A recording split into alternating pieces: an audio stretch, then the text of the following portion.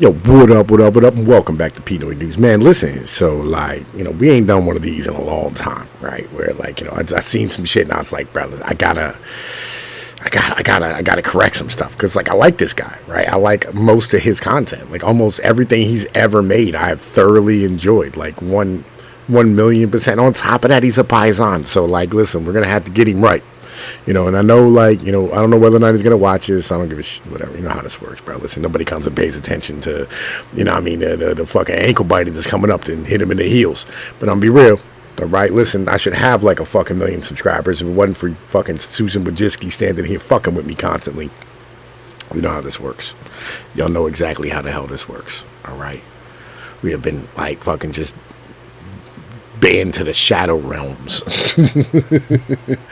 But it's dropped about like an hour ago, and I wanted to stand here and get into this video. It is called "What's Really Causing Global Population Bust." Right, the link is in the description. For anybody, make sure you go and subscribe to his channel, because got a lot of love. As I said, I love the guy. I love everything he does, but I think he's like 1,000,000% off on this, and we're gonna explain why.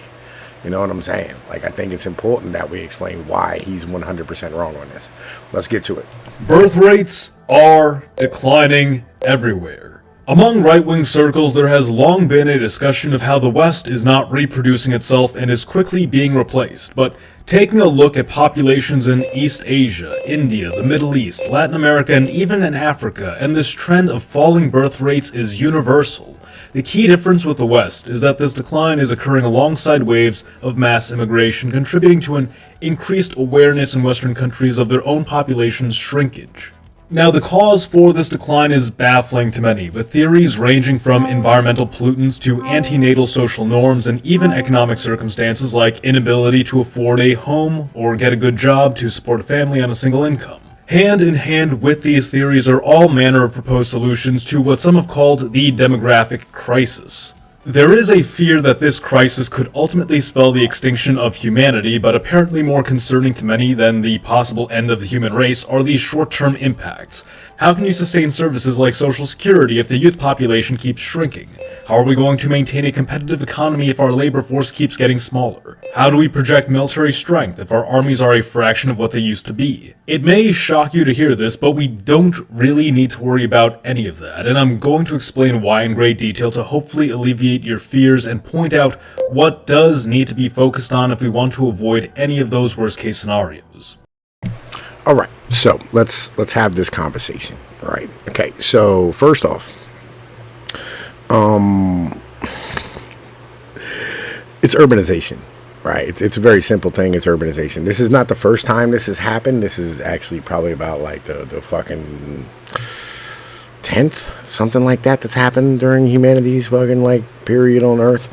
I've actually broke this down here recently in a Substack that I did about the Spartans, where the Spartans and the Romans, where like literally like the Spartans, when like you had like that big battle of Thermopylae, all that type of shit, right? Where you had like after like the laws of like Herges came through, all these things. You had 10 or 15,000 Spartans. You know what I'm saying? By the time that they collapsed, there's only 1,000 of them left. It's urbanization, right? Because kids on a farm are farm equipment, right? You know what I'm saying? They're helpful. They're long term, like they're going to help produce more goods. They're going to produce more food. It's the same reason in like tribal societies, you end up having, like more children just as a whole, right? Because kids are like helpful for hunting, and they're helpful for like dragging like shit back, and they take care of the old and all these type of things. There's actually like a fucking transaction involved with having children, right? And so when you don't, have like these basic structures of your society, where literally like you're radical individuals, you're atomized as people, right? You end up having this issue of where like your kids no longer contribute to you, right? And so the big problems that's being faced with this issue is not like, oh, Social Security is going to collapse, like these things here are literally what is actually the problem isn't that like all these systems will collapse. It's the fact that like the state itself is based on like a larger expansionary population and tax base. So like it's this problem of how do we repay our debts as a society, right, if we don't have more people future on to be able to pay taxes, right? So like you can't borrow for like, current spending if, you don't have more people to pay for it later. And then on top of that, you have the issue of an expansionary like currency, right? Which is what, like all of our basic, like economics has been based on since at least since 1971, right? At minimum, you could probably take it back to like 1913, but like we'll take it to 71 for the moment, right? It's been an expansionary credit bubble, right? Where like you have more people and more currency being created, and therefore the more people you have, like the more currency can be sucked up. As far as shit's concerned, right? And that's kind of like, like if you print more currency, it's not an issue if your population expands, because then like you have people who need that currency. So your currency maintains its value because it's needed, right? The demand stays there. That's kind of where that's at. But that breaks down if you have less people, right? And then on top of that, you like the issue of like, oh, how do we have like, listen, this idea of like a competitive fucking like economy is fucking retarded. Like I'm so tired of this Anglo mentality of like the way we see fucking economics in our society, right? It's like, listen, our ports are being uncompetitive. Like with who, motherfucker? Like, listen, what are you gonna fucking like open a port in Beijing and ship shit into Chicago? The fuck? Shut the fuck up. Like, listen, it's the dumbest shit. Or trucking companies are being uncompetitive. With who, motherfucker? Oh man, listen, we're gonna go to Berlin, right? And we're gonna ship shit there, right, in trucks, and then like somehow it's gonna magically appear in LA. Shut the fuck up. Like, it's the dumbest shit ever. It's so fucking stupid. Who the fuck are you competing with? The most retarded shit I've ever heard in my entire fucking life. Right, listen, but let's keep going now. This is a topic I've covered before and something I paid close attention to because, like many are now panicking over, I thought this was a much more serious situation than it actually was. Yeah. No, it's a very serious situation. It's 100% a very, very serious situation. Legit. Right, it is a very, very serious situation. You know what I mean? Because, like, again, every structure and facet of our society is based on an expansionary population. It's a very serious situation. Right, you know what I mean? Let me keep this a beam with you. Now, here's the cool thing, right? It's going to be great for us, right? It's going to be great for our sons, right? But it is terrible for the boomers. The day of the pillow is going to have to come. Yes, there's some major problems we need to solve, and unfortunately no one in major positions of power is advocating for solving all of them at once. But there's some optimistic signs that we're gradually moving in the right direction. Hello audience, Mr. Z here with another video for you. If you're new to the channel, welcome. We have videos like this every week on history and politics, so remember to give us a like, subscribe to the channel, and stay tuned. Now, if we're going to be discussing the declining global birth rates, this might be a good opportunity to offer you fellows a guide to rebuilding civilization should the worst befall us. Literally the ultimate guide to rebuilding civilization, or as the good folks over at Hungry Minds like to call it, the book. This giant codex is some 400 pages of hand-drawn illustrations providing a general guide on how to reproduce some of mankind's greatest inventions and discoveries. From how to create fire to how to produce. This is going to upset some people, but in very simple terms. The population or demographic crisis is the right-wing equivalent to the climate crisis. Yes, there is a real phenomenon we are observing, be it declining birth rates or changes to the climate. Yes, in an absolute worst-case scenario, both crises could lead to the extinction of humanity, but... Alright, listen, so here's the thing, right? This is the problem, right? So when you have this conversation, right, we're not talking about the extinction of humanity. Neither with the climate crisis nor with the demographic crisis, right? It's not the extinction of humanity that you should be worried about. What you should be worried about is like the entirety of the state and civilization collapsing, because this is what happens in the Bronze Age. This is what happened in Rome. This is what happened in Greece, right? This is what happened in Babylon. This is what happened in Sumer, right? When you urbanize, you end up having too many people in one fucking area. People stop breeding, right? The population declines, and then, they get ransacked, or they just in general collapse under their own weight because there's too much bureaucracy built up on a premise of, hundreds of years of having more population being able to feed it, right?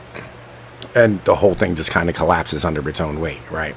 So this is what that is. And climate change is the same thing, right? Where you have these climate change is where you'll have places that used to be able to be lived in won't be able to be lived in anymore, and places that, you know what I mean, were able to be lived in, you know what I mean, like, or places that weren't able to be lived in are now able to be lived in, right? That's not going to extinct humanity, right? It's going to extinct, you know what I mean, societies, which I'm fine with, you know what I mean, like, burn down civilization, return the monkey, eat banana, I'm fine with that, you know what I mean, because, you know, I'm a big, strong dude, right? But, like, yeah, this is just an issue for, like, the average human, right? You know what I mean? The average bugman who went to college and lives in a, like, apartment complex, you know what I mean? This is a bit of an issue, right? So, you know, we're gonna, let's keep going. Honestly, what worst case scenario wouldn't? The average person crusading against either of these crises actually has no idea what's really causing it.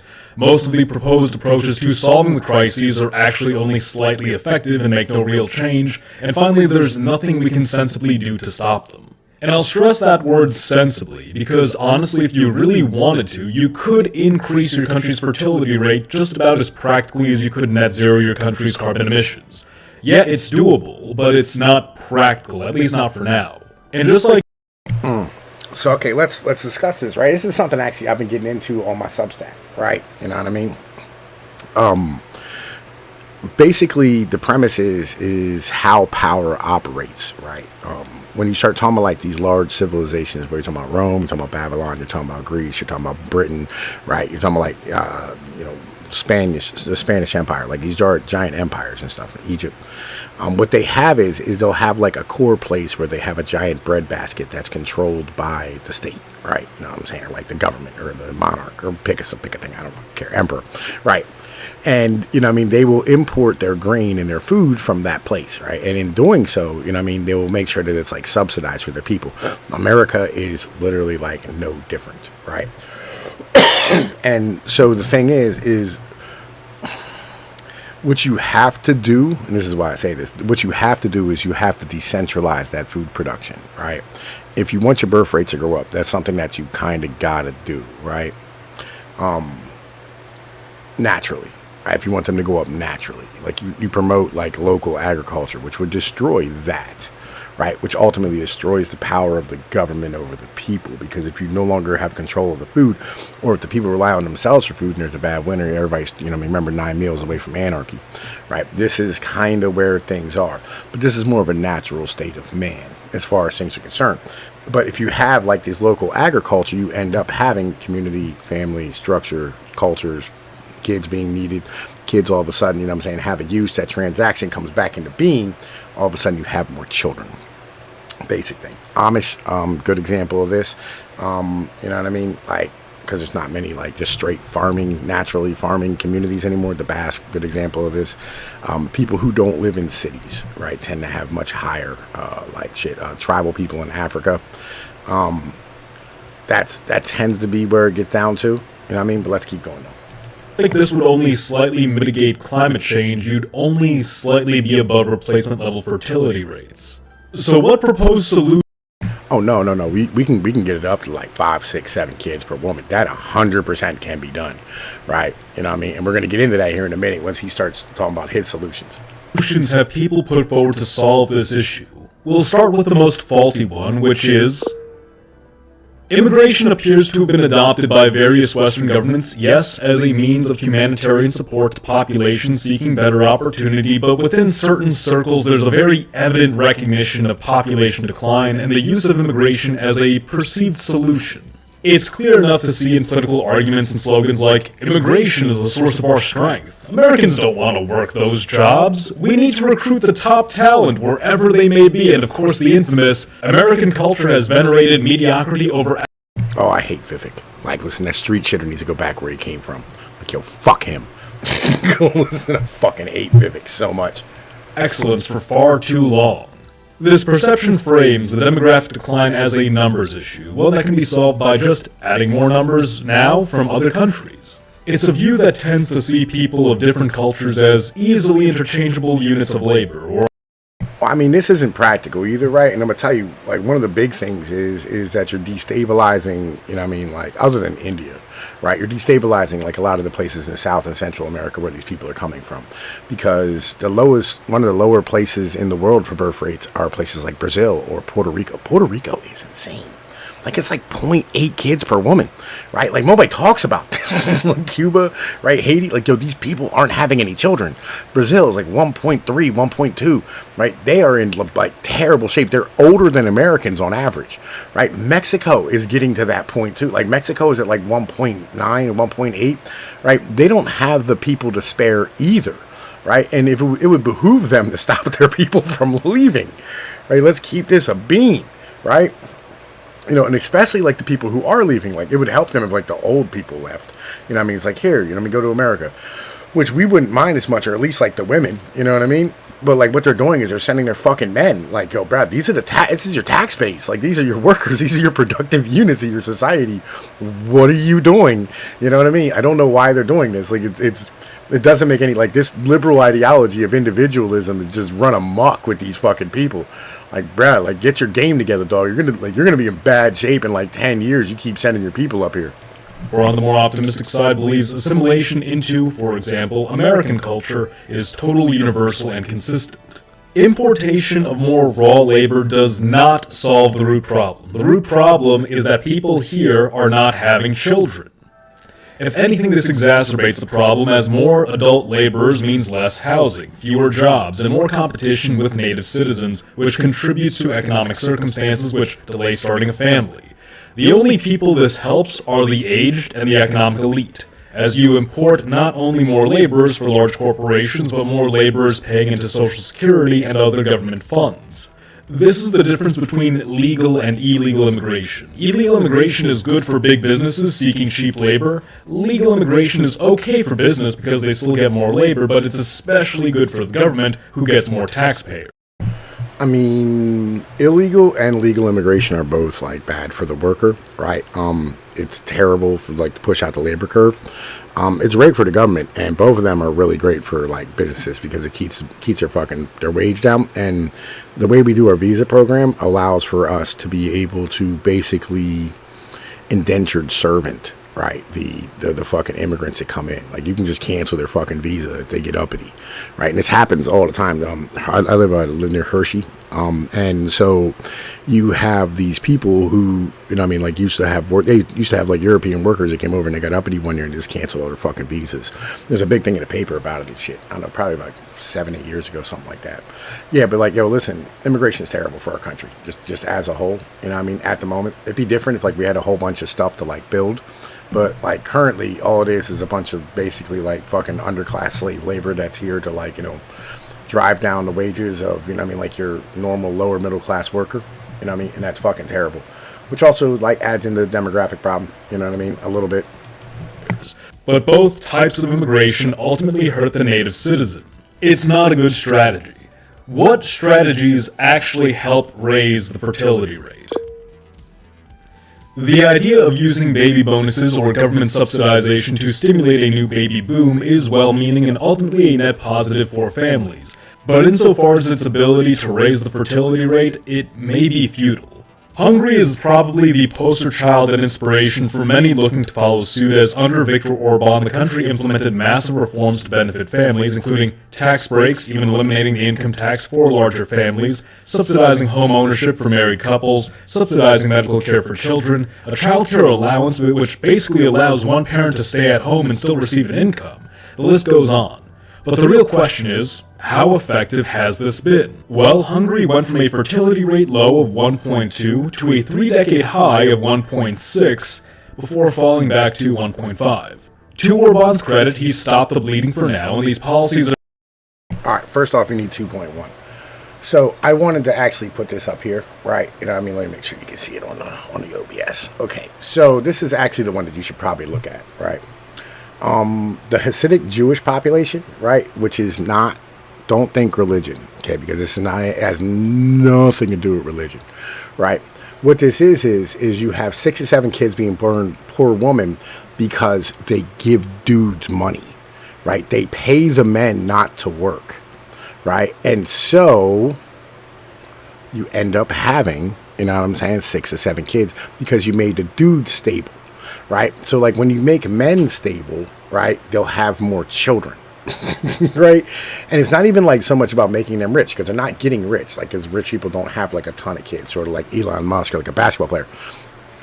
what you're doing is you're taking like an average, normal, lower middle class person, right? And you know what I mean, like you're giving money to the trailer park. I don't know if you've ever been to like a trailer park, right? You see motherfuckers with like 12 kids or whatever, right? It's literally like if you give dudes money, they'll have a ton of kids. And you have seen this before where you see a guy on disability who'll have like 6 kids, right? Or you see like, some guy who, I don't know, gets a check every month for whatever it is and will have a ton of kids, right? This is how this operates, right? Like literally, if you just make men stable, because this is actually the answer if you want to raise birth rates, it's not like you stop giving women help. Like stop helping women. Just like get away from this idea of like because women have baby, like give women money. This is a dumb concept, and it doesn't work in any way for anybody, right? It has not worked anywhere in the world. Sweden's tried it. Fucking all the Norwegian countries have tried it.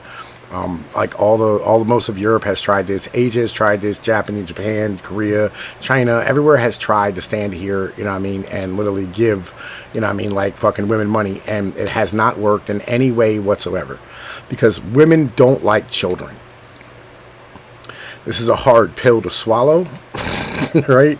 Women like men, right? And they want to keep men with them, right? Men like children. Men, want to have like offspring, because like every man you speak to, right? Like, listen, he wants to be Genghis Khan, right? He wants to be the guy who repopulates the earth, right? It's a sign of manliness, creating children, right? And so women will give men what they want, right? If it gives them stability. It's a very simple thing, right? If men have time to deal with the children, or like they'll take the children and take them to work or whatever it is, it's like this is the whole farming thing, right? The kids will leave with the dad to go out and to do the farming in the fucking in the fields or whatever it is, right? Women don't actually have to deal with the kids, because the dad has them, right? This is what it is that actually needs to happen, right? Give men money.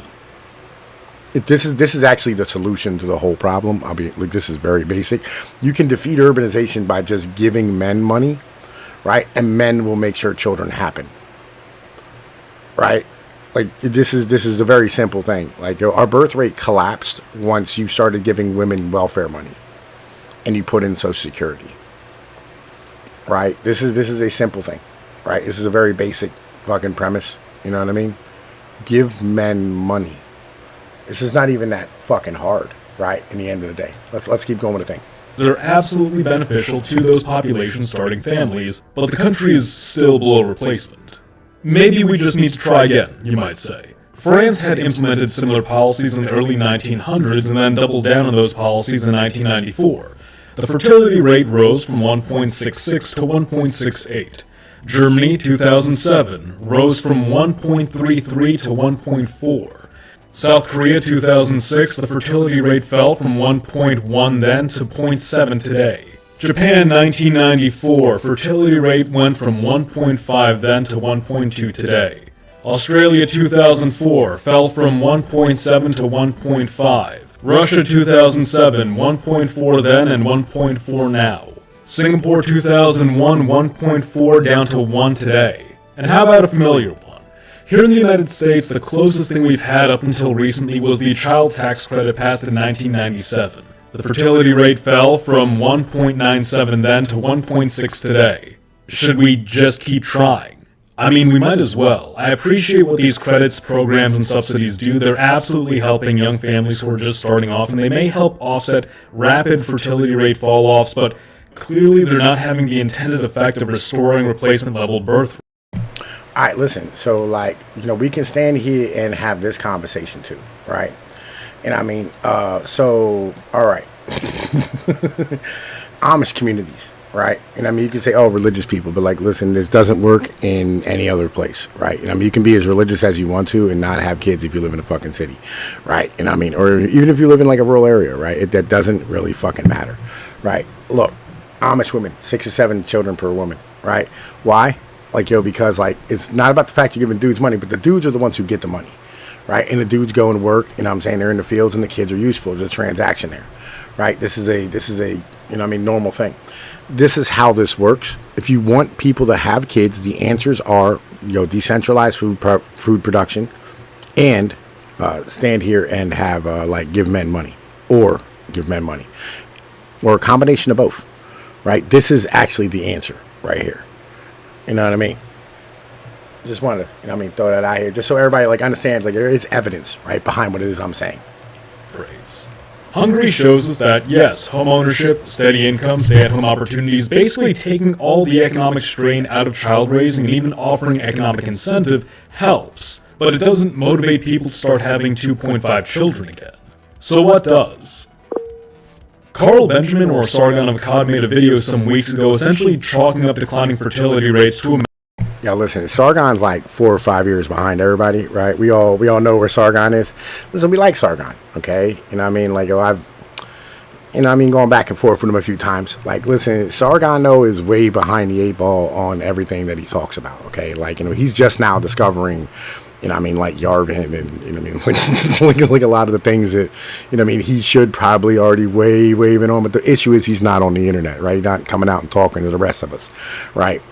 Like, Sargon, listen, please don't take what Sargon says, right? Because Sargon doesn't really know what he's talking about, right? He's not with it. And by the way, he's raising like kids who are not his own, okay? No, okay? Matter of status. Not to take the wind out of his sails so quickly, but this suggestion that this declining birth rates is exclusively a Western issue misses the point that it isn't just a problem with how Western cultures view motherhood or with the lack of so-called family or child-friendly spaces. The decline is rooted in something a lot deeper, which is impacting everyone, not just Western society. Nice to see you, my brother. Now, in the video, he goes on to reference a woman who proposed the problem was the West's celebration of promiscuity in contrast to its low-status view of motherhood. She brought up Mongolia as a prime example and model to follow, but this seems to have been a bad anecdote. India is a country that celebrates motherhood. Russia is a country that celebrates motherhood. Iran is a country that celebrates motherhood. And yet all of them, Mongolia included, are facing birth rate decline. Yes, there was a little spike recently, but it's since been declining, and it's following a very similar trend to other countries in the Central Asian steppe. The matter of social honors, which Carl brings up in the video, yeah, Russia has one of those, France has one of those. They're not really putting much of a dent in the numbers, though. The point about women being less active in community building, maybe there's a point to that. It's true that social clubs and a lot of these local societies that women were involved with in their free time have dried up, but it's not like they went away. They just kind of moved online and became more wide-reaching. It's like with guys in fraternal organizations. Instead of meeting up with the fellas at the lodge or the bowling alley, now they're meeting up in their Steam or Discord group chats. Like, people don't factor that in when they talk a lot about how we have become more atomized. Look, no one's taken away from that. That is true, insofar as our local communities are concerned. But a big reason for that is a lot of that community has moved online. Do you need a... No, right? That's not really the reason for that. Right. So those spaces were, invaded purposely. All right. So let me talk about liberalism for a second. Right. Liberalism has a very hard problem to deal with when it comes to things like associations, right? We have this issue where we think anything that isn't like democratic and out in the open is a fucking terrible thing. And so like we shut down like the places where like the, like the guys of like a community would get together and have conversations about shit for like, them or helping each other out or, building, like a bridge or like a fucking a sewage project or whatever the case is. This was all shut down in the name of having transparency and trying to move it, into like the public square, right? Which was fucking terrible for everybody. And on top of that, they ended up having women going like, hey, listen, we want to be a part of this, and us going like, yeah, no, right? This is a place for us to help each other out, right? And the problem with the online space is that back in the day when you had, like these fucking moose lodges or bowling leagues or whatever the case is, when there was a man who fell on hard times, those other men would help that guy get a job, right? Or help him, like, if you didn't know how to fix something in his house, they'd be like, oh, listen, I'll come over and help you out. Fucking, yeah, listen, love that. Oh, fucking, bring your car over. We'll fucking get them brakes squared away for you. I'll show you how to do it, right? These were all things that, like, helped men get by, right? Week to week, day to day, and survive and become better, right? You don't have that with the online space, right? You know what I mean? We're like, on the online space, like fucking, one of you might be in Michigan, another one's in California, another one's in Texas, another one's in Japan. You know what I mean? Because again, I hang out online too. I get it. You know what I mean? But like, it's not like you're getting together. It's not like your kids are playing together. It's not like, like y'all are raising each other and saying like, oh, that's my uncle, right? And that's your kid's uncle. You know what I mean? That's not it. Because I know we all grew up and had like, our parents' friends were like, oh, hey, man, it's Uncle Jim or whatever. And he was never fucking related to you, right? But that was somebody who like you could rely upon later on in life. You run into him like, oh, man, listen. Oh, man, listen, I need a fucking job. Oh, man, listen, yeah, I run a fucking construction business. Come on, bro. I got you, right? These are all things, right, that help, in like associations later on, right? These are these type of things. Right, and this is why these were so important, right? And this is why online can't fucking replace that. Let's keep going though. Social club when you have your Discord group chat of like 20 some people or more who you're all friends with and you all game on the weekends. I mean, what is that if not the modern equivalent to meeting up with the guys and going bowling or playing pool? I went on a bit of a tangent there, but back to the topic at hand. Here in the United States, you have a sentiment among some young conservatives that the cool, based, and trad thing to do is to get married, buy a farm, and have 7 kids ASAP. It's already something that a lot of people consider cool, quote-unquote. But then you look at these guys who've been saying this since Trump took office for the first time, that's roughly a decade now, and how many of them have lived up to it? And keep in mind, I don't say this to disparage that lifestyle. For those who pursue this and successfully seek it out, all power to you. That is a wonderful lifestyle to live. It is a healthy lifestyle to live. But who I criticize are the people who will say these things and never act upon them. The people for who this is... Yeah, listen, buying like a piece of land and starting a farm is not a cheap process. And and it doesn't make money. This is something else that no one has ever had a conversation about other than like a very, very few individuals on YouTube. Farming has never been profitable. Right? This is a crazy concept, right? It's not a profitable venture, right? So like when you're doing it, that's like, we were talking about this last night. We said, hey, listen, you want to move off grid, go and like live out in the woods or whatever. You want to just completely avoid society. Like say you want to move to Alaska. Like how much money do you need? 500 grand? 8? $1 million? Like what do you need to live the rest of your life? What about getting sick? Right? Like, you can't just go farm. You know what I'm saying?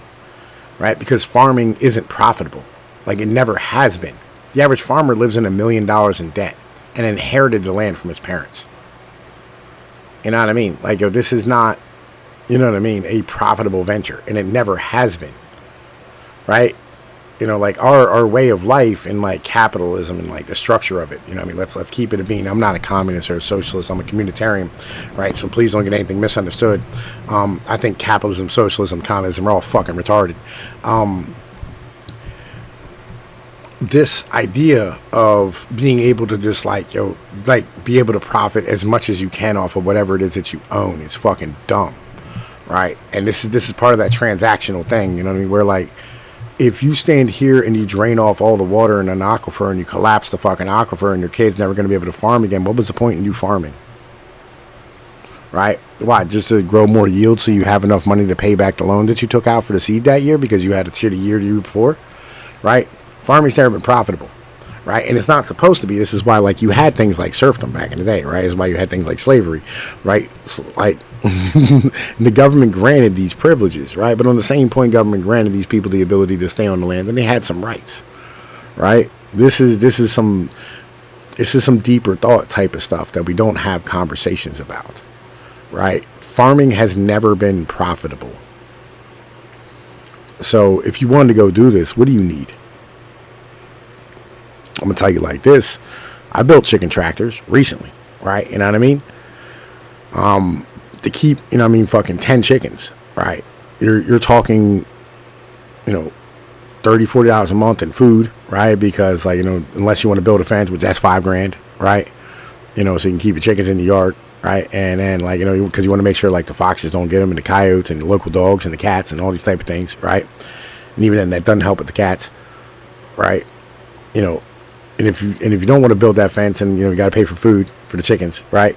You know what I mean? You got to put your scraps in the chickens and shit. You got to clean the chicken area, right? You got to do all this stuff, right? And the tractor itself, it's gonna be about like $400 or $500. You know what I mean? Like, 'cause PVC ain't cheap, wood ain't cheap, right? I mean, you can do it out of like skid wood, but like, listen, that's gonna be like 2-week project minimum. You got 2 weeks, right? You got time. You know what I mean? You got nails, you got cinder blocks, right? Now, I mean, listen, like, chicken coops are, expensive, right? Like, none of these things, this is just chickens, right? We ain't gotten into like, cows or, like fucking crops, seeds, fertilizers, right? Building, raised garden beds, right? All this is expensive, right? It's not cheap, right? To get started, right? How about like, listen, you want some irrigation? More money. Right? How much is the house? You need a house, bro. You need a house, right? Walls, roof, that type of thing, right? Beds. You know what I mean? Like, you want to move out to the woods, you know what I mean? Like, fucking farm. Listen, you're gonna need some equipment, right? You're gonna need tractors, lawnmowers, you know what I mean? Fucking chainsaws, right? You need to cut down trees and stuff. Like, do you know how to do any of these things, right? Listen, this is not like an easy thing to do, bro. Like, it's just not, I mean, I'd love to get back out there again, right? But again, it was expensive out there. You know what I mean? And then, like, listen, you got to work. You know what I mean? Because, like, none of this will generate any income for you at all, right? 12 eggs is like, fucking $5 on the fucking open market, selling it for motherfucking, selling it with that not being in the store. How many chickens do you need to make fucking 12 eggs a day? 12, right? You know what I mean? Do the math at the end of the week. Right? Listen, 5 times fucking 7, it's $35. Right? Come on, do the math here, son. You know what I mean? Like, listen, it's $35 off of, 12 fucking chickens that you're paying $80 a month for. Right? Like, it's not a lot of profit in that one. You know what I mean? Like, it's just not a lot of profit being generated. It is what it is.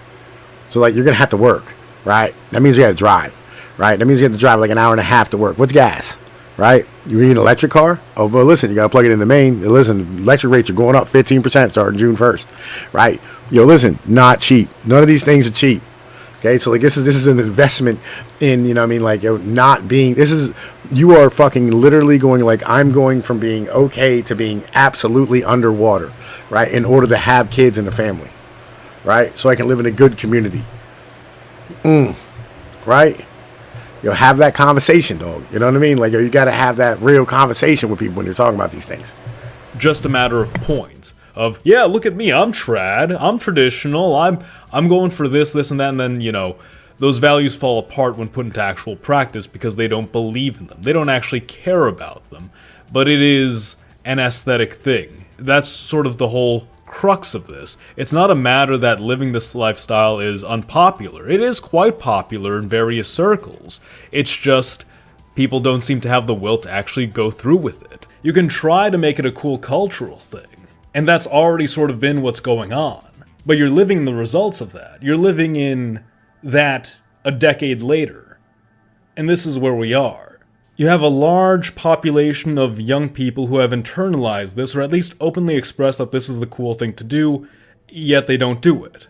And maybe they will get married, and maybe they'll have 2 kids, but that's only when Trump finally gets his baby bonus policy through, and maybe once they get the right job and they save enough for a house, it's not really about that. It seems very clear to me that for much of Generation Z, at least here in the United States, many of the milestones earlier generations hit in their 20s won't be hit until they get into their 30s. Buying a house, getting married, having kids, and part of that's because of a prolonged adolescence, where a lot of Gen Z in their 20s don't feel like they're really adults yet. They still feel like they're figuring things out and don't really have any urgency to do anything because, relatively speaking, the world is kinda stable.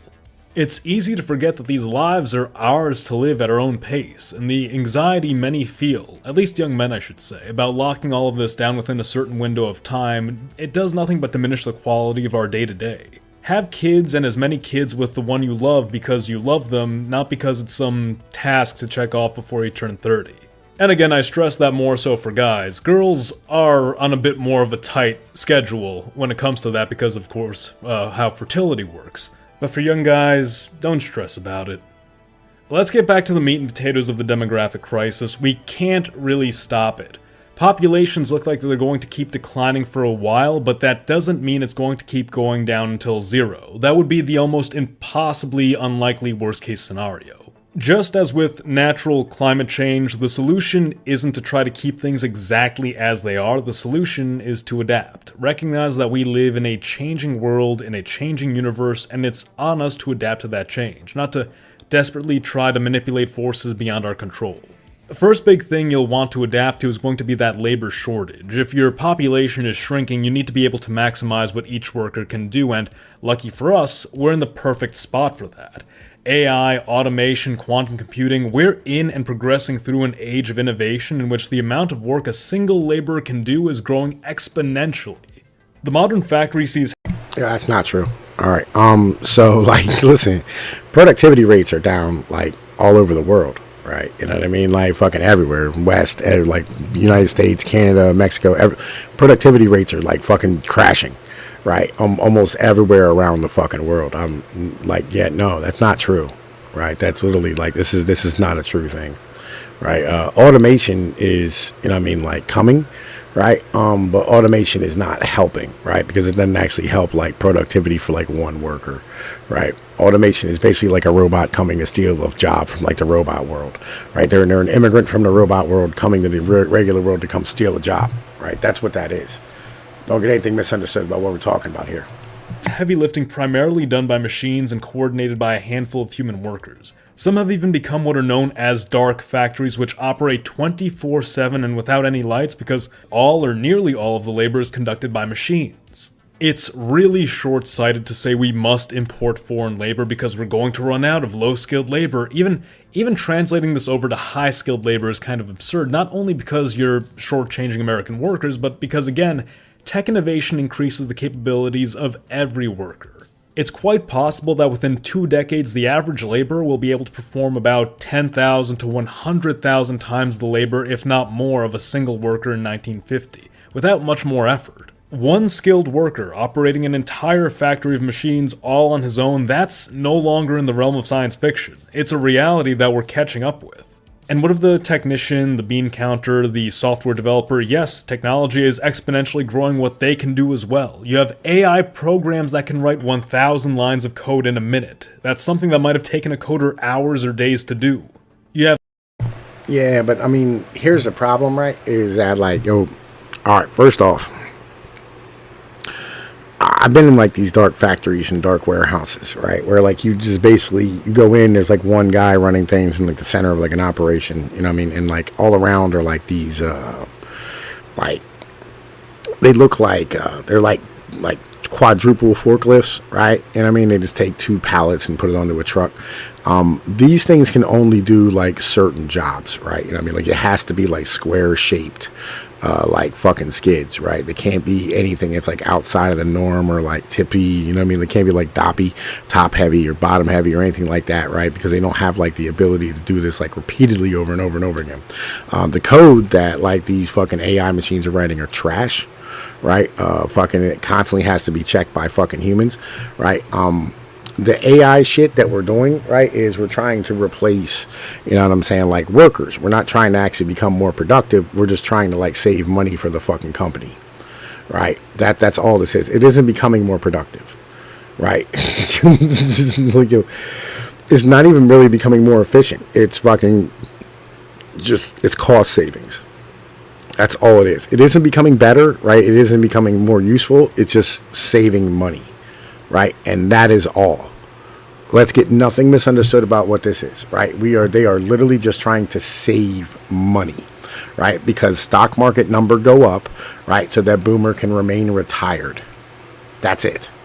Have systems that can take a photograph and identify various parts of a contraption, maybe your car, and walk you through the process of how to repair something or build something. When it comes to our productiveness, our ability to work, and in turn, our ability to maintain a stable economy and quality of life, we're going to be fine as long as we keep on the developmental path we're already on and keep building it better. There's basically no reasonable argument for immigration at that point unless you actively want to change the demographic makeup of your country, and keep in mind, in a situation where populations start declining, there's nothing but negatives to be drawn from that. Remember that a shrinking population means more housing than ever is going to be available, which means housing prices are going to go down dramatically, unless, of course, you feel the need to bring more people into the country, even though machines can do what they're doing. Machines don't need housing, machines aren't going to drive your home prices up 200%, but immigration will. Then you also have the issue of clashing cultures and competition, and you can argue up and down about assimilation, but for a country like, say, the United States, assimilation has never really worked for us. I have a whole video about that here. But basically, the cultures that come over to America end up becoming small microcultures within the bigger, basically American empire. Even Vivek Ramaswamy seems to imply that foreigners have a superior culture to America. Listen, I'll be real, somebody needs to beat his fucking ass. Right? You know, you hear the fucking fire sirens in the background? Like, yeah, that's cultural assimilation right there. Like, yo, yeah. And I mean, like, yo, fuck Vivek Ramaswamy. Like, let's keep this a bean, right? Like, yo, fuck that guy, right? Little fucking nerdy ass motherfucker upset that the jock fucked his bitch back in the day. That's what that is. And that's why we need to import more of them, essentially saying that, yeah, he wants to change America's culture, and more immigration will do that. We don't need clashing cultures within our country, especially if we're going to be dealing with a big issue like population decline. Better to keep the stable culture or cultures that are here and not upset the balance by adding new groups who are going to compete for jobs, compete for housing, compete for status, and who realistically will be looking toward their own interests as a group. Even geopolitically, this is a bad idea because you're effectively brain draining every other country and dooming them to decline. It's really not beneficial to any party involved.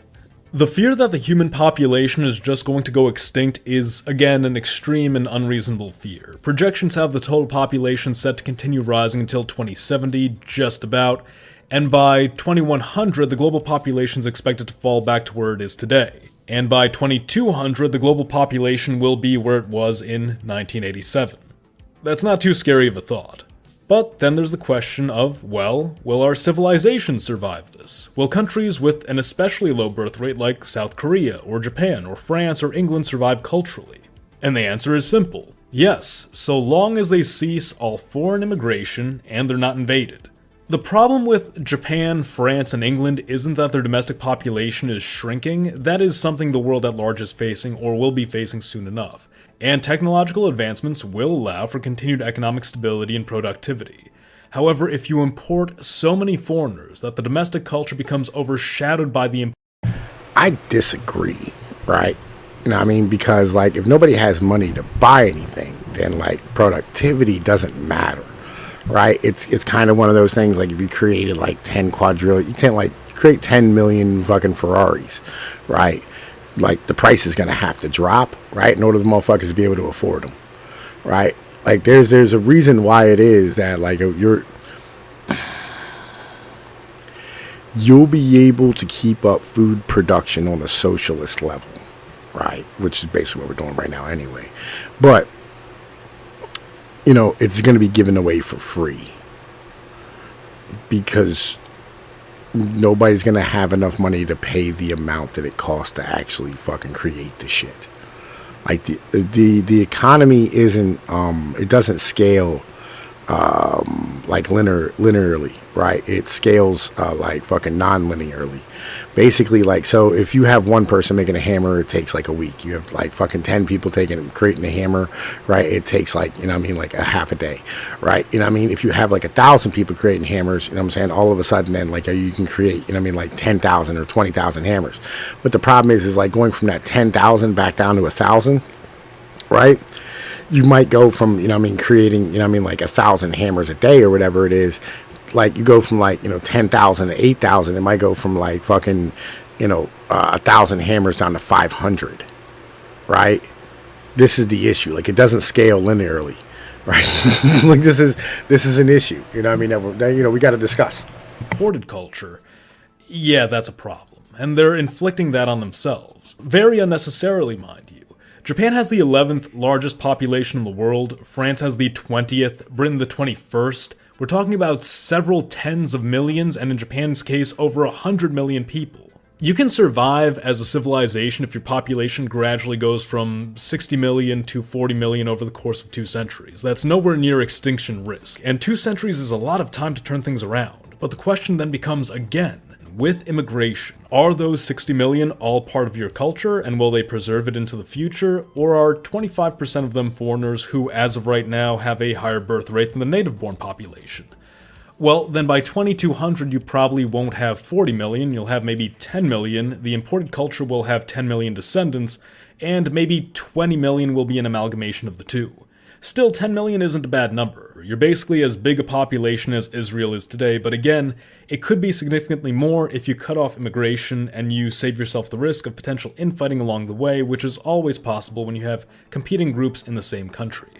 I really wouldn't worry too much about the birth rate situation. As I said, this is one of those things where we're just going to have to I mean, like, yo, the governments are going to be have to be highly worried about, like, the birth rate situation, right? Because, again, if they can't borrow against future, like, fucking population, that's a massive issue for them, right? Like, yo, all these social programs that they promised, all this, like, individualism, like, yo, has to stop, you know what I mean? Like, fucking things are gonna have to back to, like, more of, like, a normal way for, like, human beings.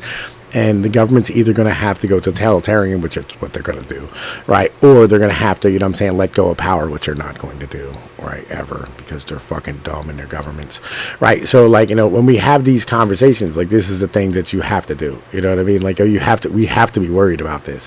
Especially you as a human being should fucking 100% be worried about this. You know what I mean?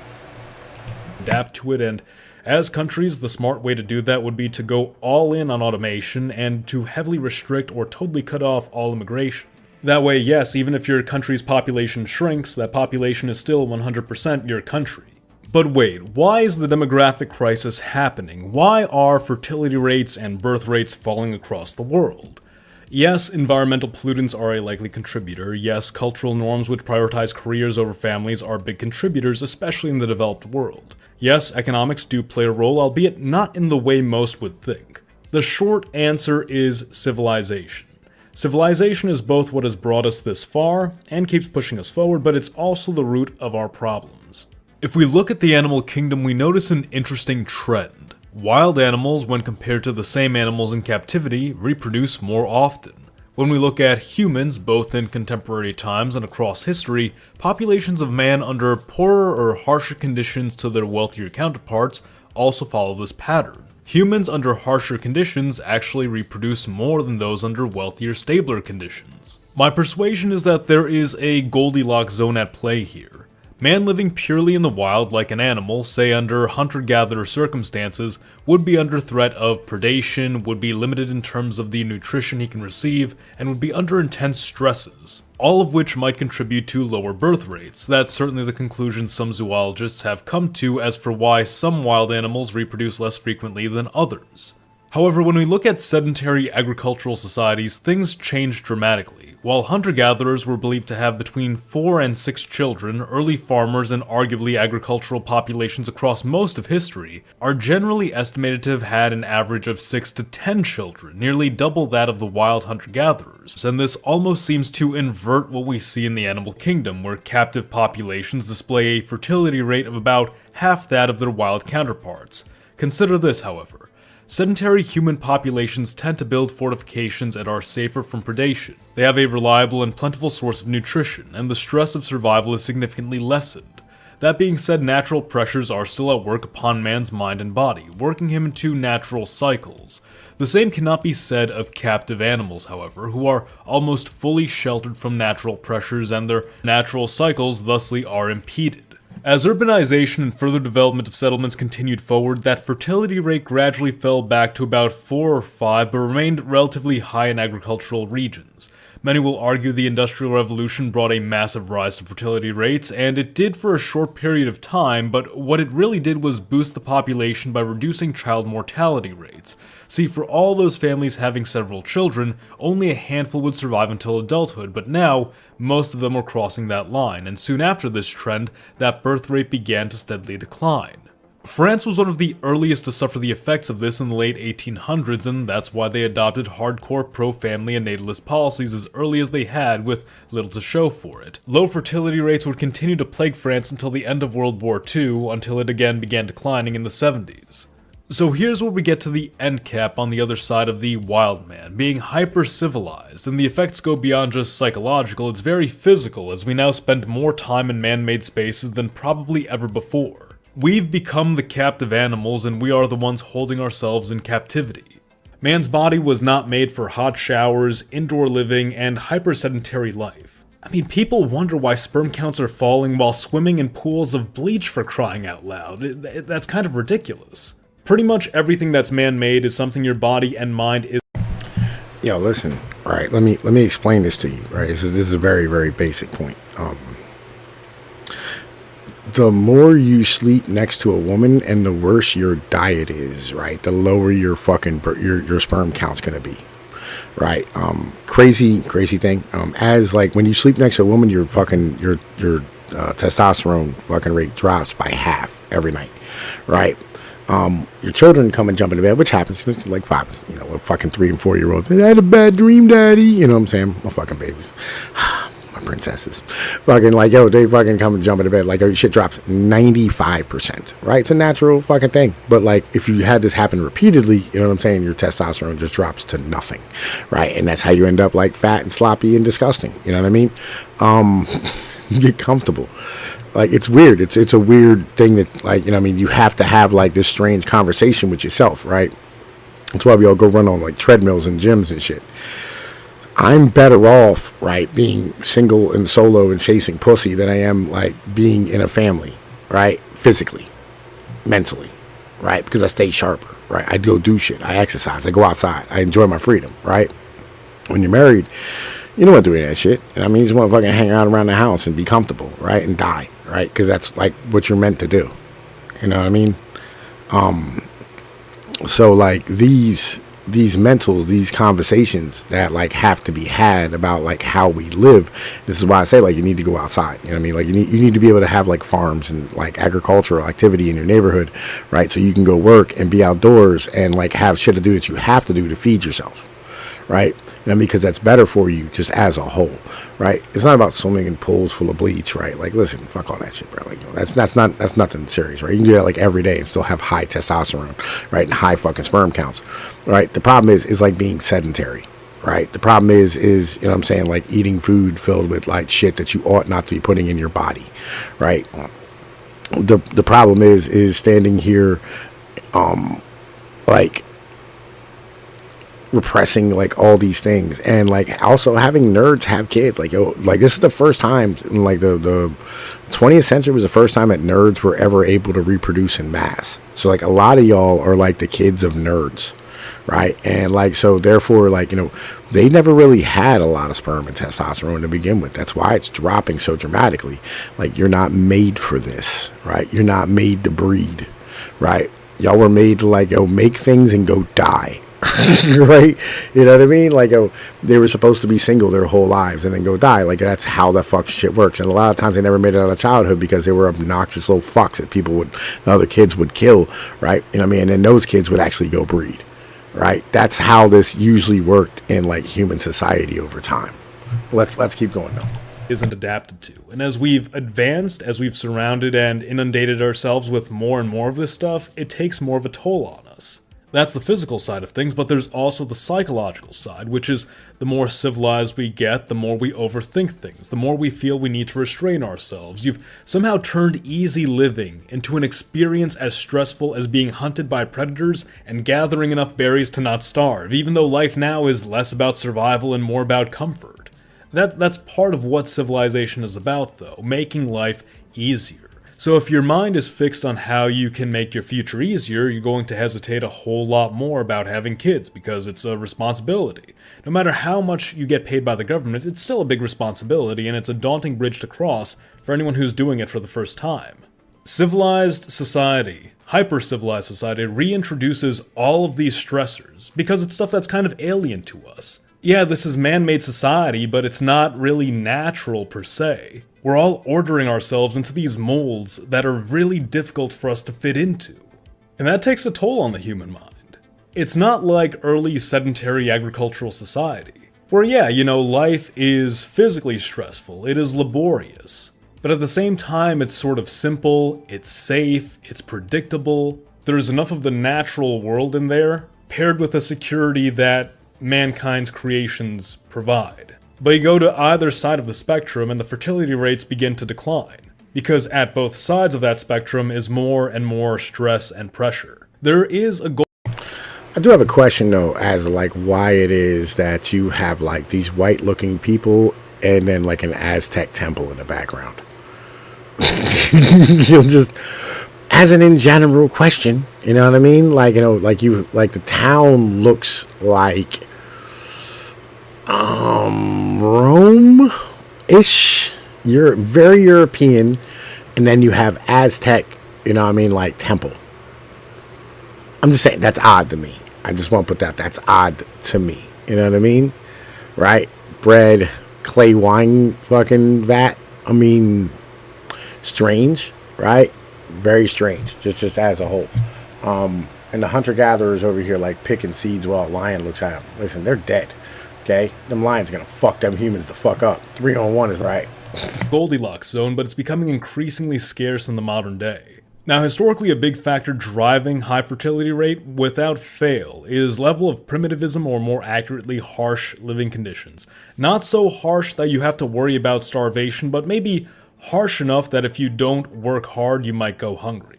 I spoke a lot about agrarian societies, Again, but this applies Amish. for people living in cities as well. Think Irish and Italian. Amish, right? Amish. And by the way, the Irish and Italians, right, who had like tons of kids when they came over, right? You're talking 1890s to like 1940s, right? Those were like first and second generation, right? After that, the birth rate with them fell too, right? And I mean, it isn't about hardships, right? It wasn't. It was because like they came from agricultural rural societies, right? Italy was massively fucking agricultural. Most of the people who came was from southern Italy, who were like literally like wheat growers, right? And tomato growers, and people from the mountains in Calabria, right? My peoples, right? You know what I mean? Like, yo, we had lots of kids because like that was natural for us to have lots of fucking kids, right? And the same thing happens when you have people who come here from like, you know, fucking farming communities all over the world. They have tons of fucking kids, right? And then like the next generation has less, and then the generation after that, they're below fucking, you know what I mean, like where the normal population is, right? This has been studied with demographers like forever now. This is all shit that's well known. Like, yo, listen, this is well known, my brother. You know what I mean? Like, yo, we all know these things, right? But come talk to us on the internet. You know what I mean? Immigrants in New York City, for instance. If you have two populations, one wealthy and one poor, one educated and the other not, the latter will almost always outbreed the other. Psychological and physical factors come into play. Obviously, a poorer, less educated population isn't going to overthink things like having sex and starting a family. Some people will suggest that prior to the Industrial Revolution, it was the inverse, that it was the elite who had more children, but this is kind of wrong. The elite often had more children surviving into adulthood, but the poor were still having far more children. And you can basically chalk this up to the resources they had at their disposal. On top of that, the elite class typically based their marriages on power plays and long-term strategy. You take away a lot of the romantic motivators and drives that would lead to larger families and more reproduction when you're just marrying somebody for strategic purposes. Of course, there's also the common risk inbreeding played both in infertility and in sickly children for the elite.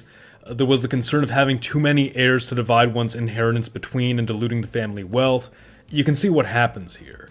Historically in the United States, you saw much the same thing happen. As a lot of the older populations moved up in the class hierarchy, they had fewer and fewer children, and naturally they became threatened when poor populations from Ireland, Germany, Italy, and elsewhere showed up with 5, 6, or 7 children. Similar to what their ancestors were having just several decades prior when their lifestyles were still hard and rugged. Another interesting but less consistent factor, I guess you could kind of nest this under harsher living conditions, is the matter of existential threat. Existential threat, that is, the risk of being eradicated, exterminated, wiped out. Recurrently, this is a powerful driver for high fertility rate across history. When a population senses that they are attacked, isolated, or vulnerable, they'll put more stock into themselves. They feel a need to propagate and protect themselves. You know, consider Ireland upon conquest by England. The Jews and Palestinians following the creation of Israel as a state. The Kurds struggling to establish a homeland for years and opposed on all sides, one of the highest birth rates in the Middle East today. China following its Great Leap Forward, a self-imposed mass die-off, saw its birth rate more than double in the years following.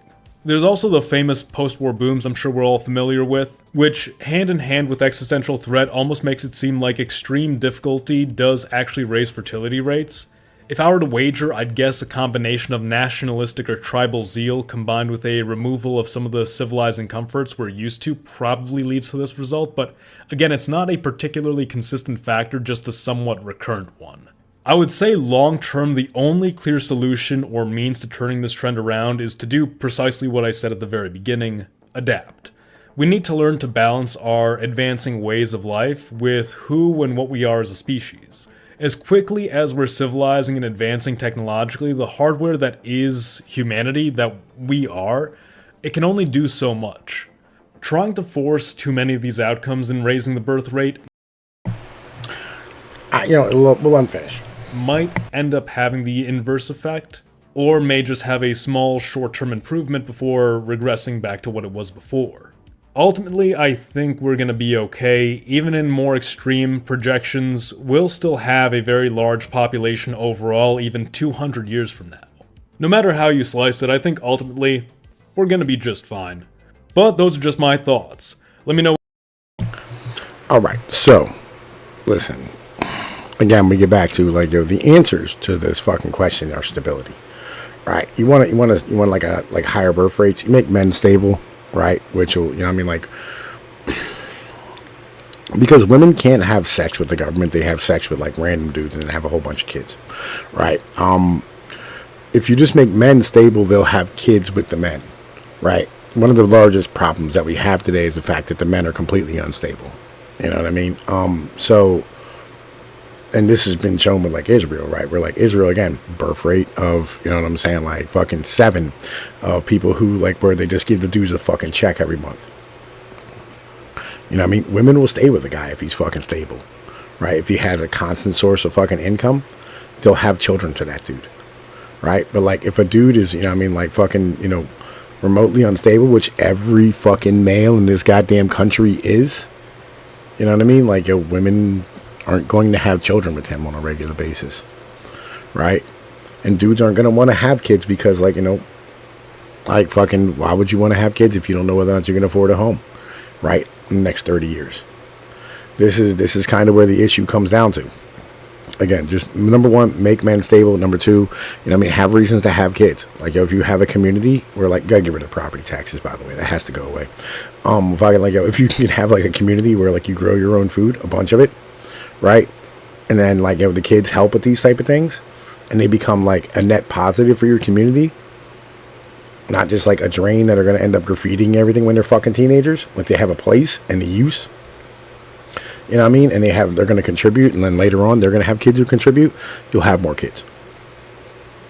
It's a transactional relationship. You have to take away this ability to fucking ship goods over long term. And by the way, you want to solve the climate change shit, stop shipping fucking, goddamn fucking fruit cups to fucking Shanghai. It's fucking dumb. These are all things that can be done very easily. That it really simply bring the fucking birth rate up on a natural level and create fucking humanity in a better way. Though it does, limit the amount of fucking economic viability of human beings to be able to work 900 hours a week. I don't think it would be a bad thing to stop these type of things, right? Get rid of property taxes. You know what I'm saying? And fucking eliminate, these ideas of renting fucking houses out for poor families. Just give them the fucking homes. Listen, we've been talking about this for years, bro. I have tons of videos on my channels about this. You'll know how this works. Listen, I'm Tom Pease of Pnoid News. Man, listen, I'm gonna head up out of here. I'm gonna go get a fucking shower and get my fucking day started.